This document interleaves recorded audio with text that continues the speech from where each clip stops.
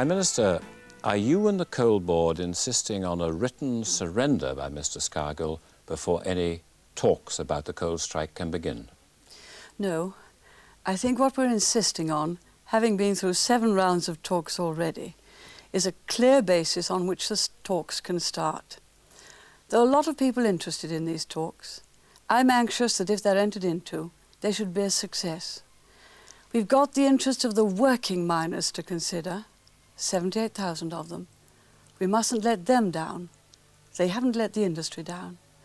We've got the interests of the striking miners to consider, many of whom are only still on strike because of intimidation. They'll have an eye to those talks.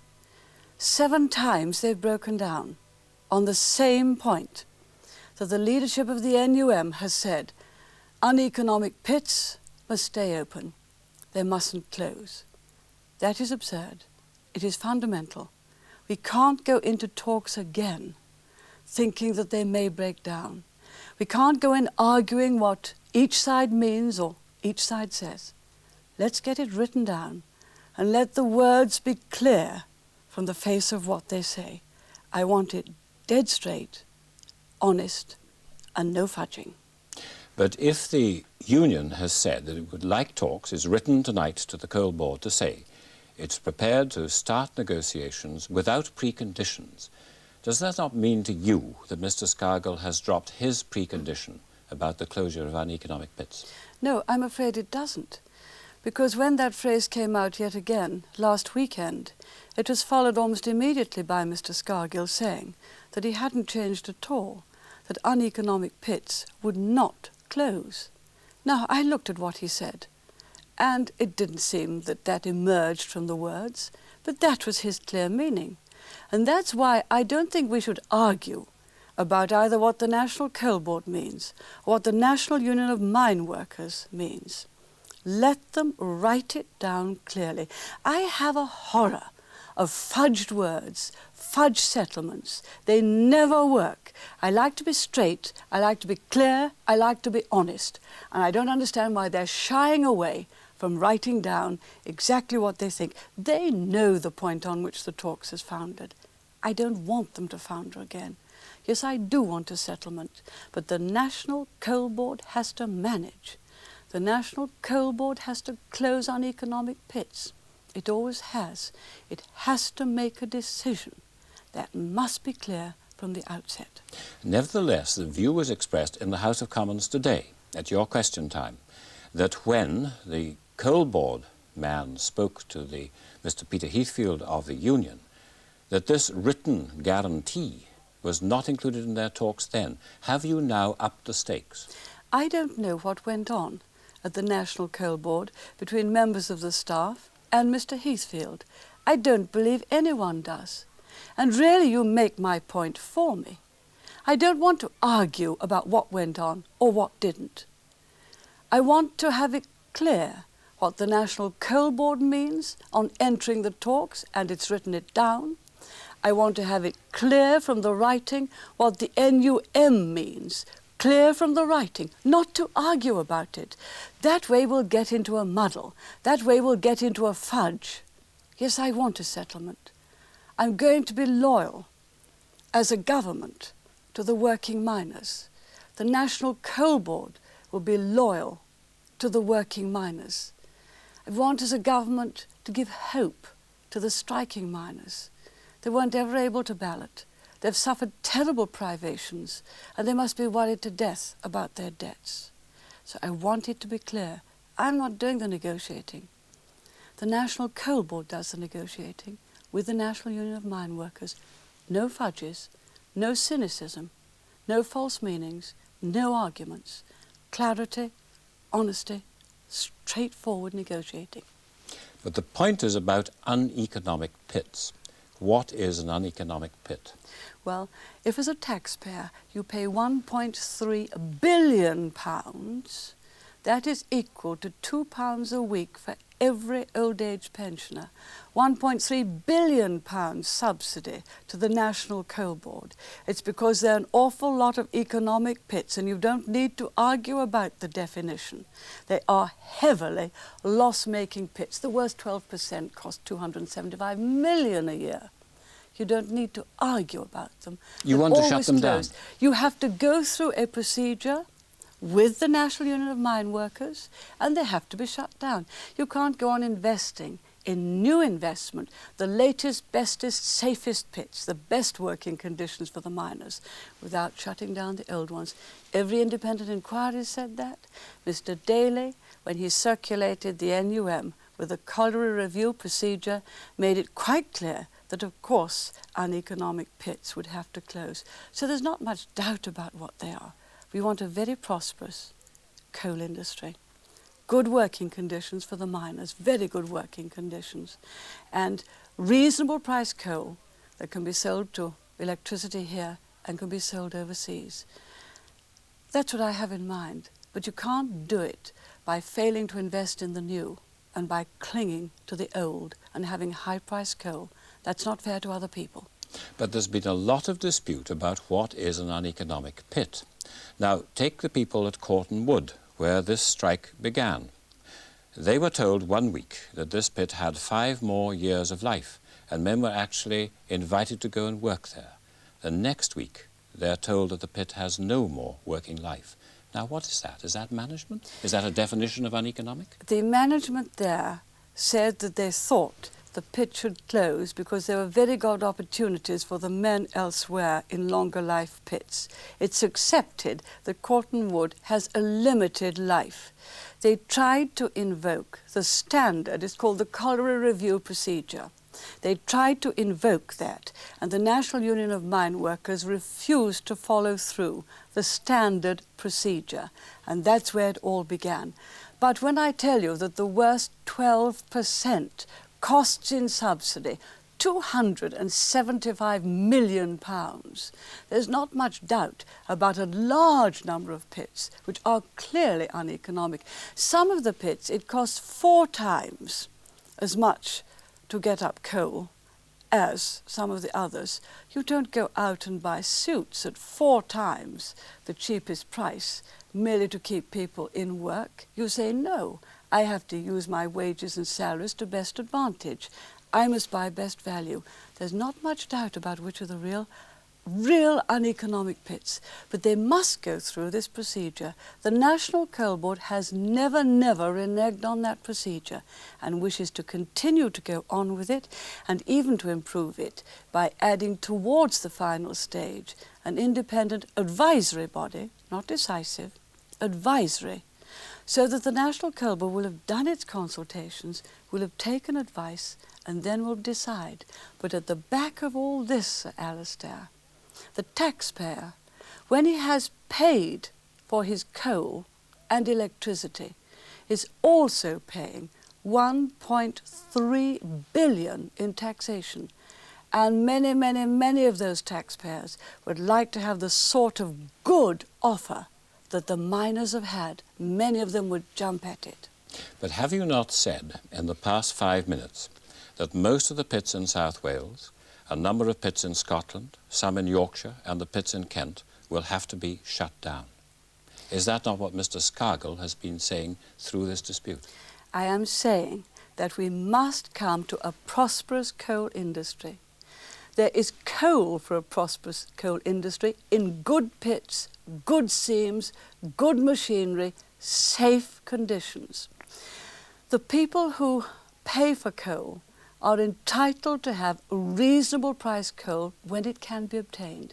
That does mean that the older uneconomic pits have to be closed down. The Labour Party, when it was in power, brought in legislation. They spoke in that legislation, brought in by Mr. Benn in 1977, of the elimination of uneconomic pits. I don't go as far as that. I said that we must start on closing or continue on closing, because the Labour Party closed 30 pits a year when they were in power. We must continue to close the uneconomic pits. We must think about the people who are put out of work. If a man's, say, 49 and been working in the industry all his life, he would get £30,000 in redundancy money. If he was 50, 49, he would get well over £30,000 redundancy money. When he's 50, the terms change to £20,000 in capital plus £78 a week. That isn't perhaps enough to give hope, and so the National Coal Board has set up an enterprise agency to help to bring new jobs to those areas.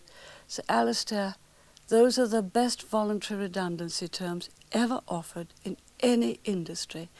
And for people who wish nevertheless to continue to work in the industry, they will have to move.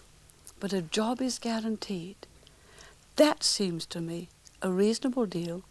It seems to me having consideration for those who are put out of work, having consideration for those who want to go on in coal mining with all the comradeship and companionship that it has, and having consideration for the consumers who buy the coal.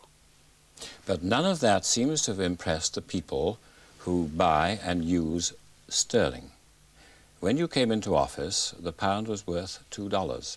Now it's $1.11. Is that a success in 6 years of government? Can I divide the question into two? First, as you know, the dollar has risen sharply against all currencies, and currencies such as the Deutschmark, the Swiss franc, and the French franc, and the yen all had a record low against the dollar at the same time as we did. But we are also down 11% against... I'm also going on to the other one. So we, in one respect, we're all in it together, and we've all gone down, and that is the surge of the dollar, which one day will stop. And when it does stop, I hope that it won't be too difficult, because it could fall quite sharply. In addition, yes, we have gone down against the Deutschmark. We have gone down against the other European currencies. In some respects, let's face it, German inflation is even lower than ours, 2.5%, we're 4.5%. That counts in your currency. German efficiency is undoubtedly greater than that of our manufacturing industries. It has been for years. They never had the hidden unemployment that we had. They never had the restrictive practices, the overmanning. Yes, so they are more efficient. So yes, we have gone down against them. In addition to that, we have this very strange factor that we have oil, and oil prices are falling. Now, I want to make one thing clear. Sterling is undervalued at the moment. Look at our economic performance. We have the highest gross national product ever. We have the highest investment ever. We have the highest retail sales ever. For those in work, we have the highest wages ever. And I regard oil on top of that as a bonus. As a matter of fact, it only accounts for 5% of our gross national product. I've indicated how the rest is working. Only 5%. And I think people are undervaluing sterling very considerably. I regard oil as a bonus. Coal is a bonus.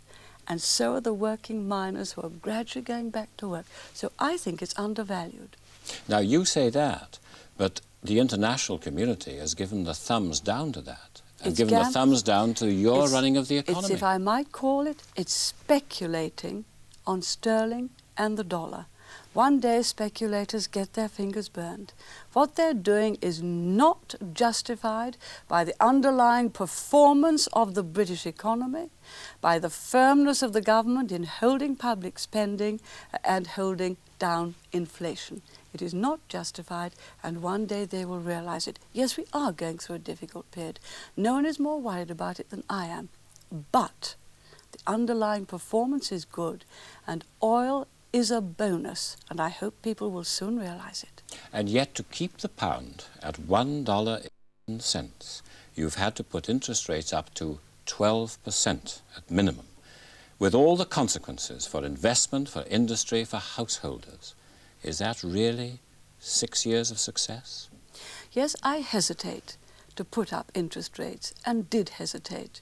The great United States, whose virtues you will extol and whom I will extol, has had high interest rates for a very long time. and at 12% we had to go up to their long-term rates. I didn't wish to do it. I didn't wish to do it. But you have to consider several things at any one time. I also had to consider the level of sterling and consider whether we had the interest rate, and if we hadn't, confidence in sterling would have fallen because they thought we didn't care about it falling. I do care about it falling. I care very much.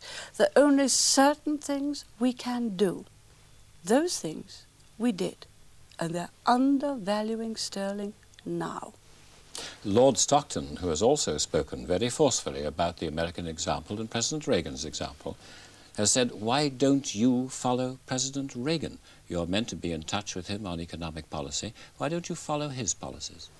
Do you know, in some ways, I wish I could. President Reagan has a much lower proportion of public spending in relation to the national income than we have. When Harold Macmillan was in power, and he gave me my first ministerial job, when he was in power, the amount of which public spending took of the whole national income, 53%. That's what President Reagan takes now of his national income. The amount which public expenditure is now, because it's been very high for a long time, is about 42%, and it's difficult to hold it there. You see some of the problems we have. You see in the House of Commons all of the time, the opposition is saying, spend more, spend, spend, spend. And I'm saying, look, you do not get a prosperous nation by taxing highly and spending more of their money. I'm having difficulty in holding it. We are holding it. We're going down slightly. So yes, I would love to follow what Harold Macmillan did in power, 33.33% of public spending. But I don't think he or anyone else at the moment would thank me if we slashed public expenditure like that, and we would not get it through the House. We should have a much more thriving economy, but I do not think I should get it through the House. But nevertheless, I observed what he said, and I agreed with quite a lot. Do you agree with him that Britain is in danger of becoming the slowest ship in the convoy? No, I don't think we're the slowest ship in the convoy, because we've been getting a good deal faster on productivity. After all, the wealth of a nation is how much you produce per person. What is your productivity per person? Our productivity per person is now, and it's one of our strengths, 15.5% above its previous best. That also, please, that also is the strength of the economy. But while we have been moving, for the first 2 or 3 years, we were catching up. Now the others have also been catching up. So we have to watch, too, our productivity. We have to watch efficiency per man. I'm sure Mr. Harold Macmillan knows a great deal about it because he's in the printing industry. He'll know a lot about that. When you became Prime Minister, unemployment was 5.3%. It's now more than doubled. And you have put forward schemes about it. But do you think that you and your ministers care sufficiently about the unemployed? Do you think the way in which the problem is being addressed actually shows a knowledge of everyday life among everyday people? Oh, yes, of course it does. Of course it does. You don't think that any government wishes to have unemployment high? It'd be absolutely crazy if it did politically. But quite apart from that, no one wishes to have young people without work or older people looking after a family without work. You know, too, that unemployment has afflicted Europe. Germany, it's high. France, it's high. Yes, we are slightly higher. We don't have conscription. They do. 15 to 18 months of it. Germany was able to send back quite a lot of her immigrants. Ours are British citizens. So they have a problem too. If you're going to take on new technology, yes, you have a problem. You cannot solve it just by shuffling round the shekels, taking your wealth and just spending more of it. You were wanting me to spend less a few minutes ago. Take more of it and just giving artificial jobs. There is only one way to tackle it. if I might say so, it is the way the United States and Japan has tackled it. It is by being more enterprising. It is by starting up more small businesses. It is by encouraging those who can start up on their own. It is by having a tax system which encourages them and also which keeps good managers here. If you want more jobs, we've got to win more customers. There's only one way to win more customers. Good design. We've got some very good designers. Competitive prices. We're getting better. Our exports, you constantly remind me about the performance of the British economy.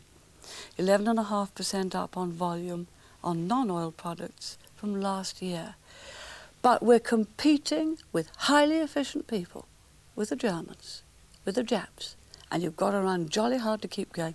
We had a lot more jobs last year, a lot more. They didn't come from people on the unemployment register. People them, many married women. Why? They're very good workers. They work at the times when employers need them, and you can take on 2 or 3 and part-time working. Are more jobs, but unfortunately, not all are coming off the unemployment register. Nevertheless... Yes, of course one wants more jobs, and one does everything possible to try to get more. But while you have been Prime Minister, Britain has become a country which no longer exports manufactures, it imports manufactured goods. Are you really running the economy in a way which can go on for the next 10 years? I can't run every industry. I don't try to run every industry. But we only get the customers here, provided our wages, compared with output, are not higher than those in Germany or Japan. But it's not wages as such, it's wages compared with your output. And if we want to get the orders against Germany, the orders against Japan, and if you want a German standard of living, we have to have a German standard of work. I can't manage. We can't design those products. We can't manage. But we can say to people, if you want the orders and if you want the jobs, you must be competitive. That means you've got to look at wages, not just as wages, but wages in relation to what you produce. I can only go on saying these truths. There are many industries which are very successful. The electronics industry is, the chemical industry is, part of the textile industry is, and so on. Many of them getting good orders. I cannot make them thrive. They know that if they're overmanned, if they take too much out in relation to the work they put in, they won't get the orders. That is for those companies. But don't Germany, America and Japan have a higher proportion of public spending in investment compared with gross national product than we have? Well, should we not be spending more? We have an all-time record on investment this last year. All-time record. I'm so grateful to you bringing all these things out. 55 billion. That for us was an all-time record. I saw a presentation by CBI the other day. It was very interesting. What has been happening in this country is that people have been taking higher wages out of industry's profits. But the CBI wants you to spend more. No. The CBI want more in investment. 55 billion, but the CBI, let me carry on, we're getting higher profits in industry. The point of their presentation to me was this. If you take and graph the profits in an industry 1 year, and then you take next year's investment, you find that next year's investment in that industry is almost the same as the profits were last year. Very similar. The curve is the same. Now, if you take those profits out in wages, you don't get the investment. And I said to them, well, you must see that you don't give more wage increases or so many more that you reduce your profits. No, Ms. Alistair. We have last year an all-time record in investment, and CBI expect it to continue this year. That's good. Don't run it down. Just try to talk sterling up, not down. That's good. I'm not running it down. That's good then. I'm merely saying that manufacturing output is now below what it was when you became Prime Minister. If you have oil, and we have oil, then you have people who are in oil earning a lot of money. They are either going to buy British goods and export some of their capital abroad, and some of them have exported capital, so we've got a lot of overseas assets, or they're going to buy foreign goods. Now, whether they buy foreign goods or British goods depends upon the performance of British industry. Let me make it quite clear. Politicians don't know how to run industry. And it would be a jolly sight better if more of them realised. But do you know how to galvanise industry into doing what you want them to do? You haven't yet, have you? Oh, yes, we have. Oh, yes, we have. Record investment last year. Profits coming up. Highest earnings for those who are working ever. Exports up 11.5% last year. But you've halved the value of the currency, as Lord Stratton said. How have we done it? How have we done it? First, by making jolly sure that managers were kept in this country by not being taxed more highly here than overseas. The socialists have complained about it, but we've kept them here. And by giving those involved in enterprise plenty of incentives, and the figures are showing record output, record investment, record sales, record incomes, low inflation, and so on. Thank you very much, Prime Minister.